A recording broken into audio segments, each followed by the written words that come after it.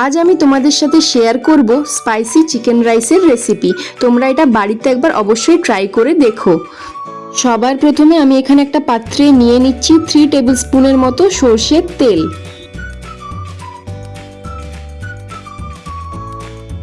এখন দিয়ে দিচ্ছি 1 টিস্পুনের মতো কাশ্মীরি লঙ্কার গুঁড়ো আর 1 টিস্পুনের মতো জিরে গুঁড়ো আর দিয়ে দিচ্ছি স্বাদ মতো লবণ। এখন দিয়ে দিচ্ছি হাফ টিস্পুনের মতো গোলমরিচের গুঁড়ো আর 2 টেবিল স্পুনের মতো আদা রসুন আর কাঁচা লঙ্কা বাটা। আর এখন দিয়ে দিচ্ছি 100 গ্রামের মতো টক দই আর দিয়ে দিচ্ছি অর্ধেকটার মতো লেবুর রস আর দিয়ে দিচ্ছি 1 টিস্পুনের মতো চাট মশলা।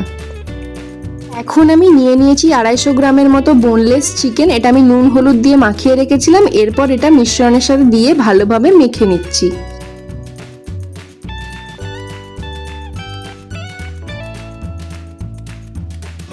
এখন প্যান গরম করে তাতে দিয়ে দিচ্ছি পরিমাণ মতো জল, পরিমাণ মতো লবণ আর 1 টেবিল স্পুনের মতো সরষের তেল।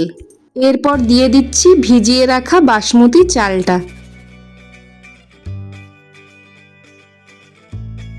চালটা ভালোভাবে সেদ্ধ হয়ে গেলে আমি এটা নামিয়ে জলটা ভালোভাবে ঝরিয়ে নিচ্ছি। এরপরও প্যান গরম করে তাতে দিয়ে দিচ্ছি পরিমাণ মতো বাটার। এখন আমি পরিমাণ মতো লবণ দিয়ে পেঁয়াজ আর ক্যাপসিকামটা ভালোভাবে ভেজে নেব।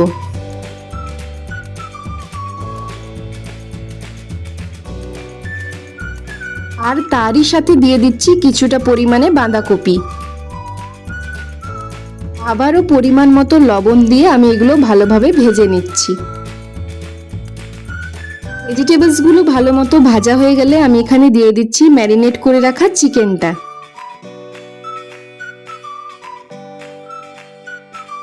আর দিয়ে দিচ্ছি কিছুটা পরিমাণে কসুরি মেথি। এখন চিকেনটা ভালোভাবে সেদ্ধ হয়ে গেলে আমি এখানে দিয়ে দিচ্ছি স্ট্রেন করে রাখা রাইসটা।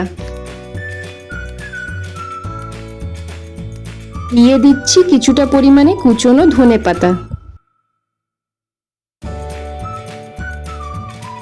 আর ওপর থেকে দিয়ে দিচ্ছি স্বাদ মতো লবণ, কিছুটা পরিমাণে গোলমরিচের গুঁড়ো আর অর্ধেকটা লেবুর রস। ব্যাস, এরপর ভালোভাবে নাড়াচাড়া করে নিলেই তৈরি আমাদের স্পাইসি চিকেন রাইসের রেসিপি। আপনারা ছুটির দিন বাড়িতে এটা অবশ্যই একবার ট্রাই করে দেখবেন। কমেন্টে জানাবেন আমাকে কেমন লাগলো। ভিডিওটা ভালো লাগলে আমার চ্যানেলটা সাবস্ক্রাইব করতে ভুলবেন না।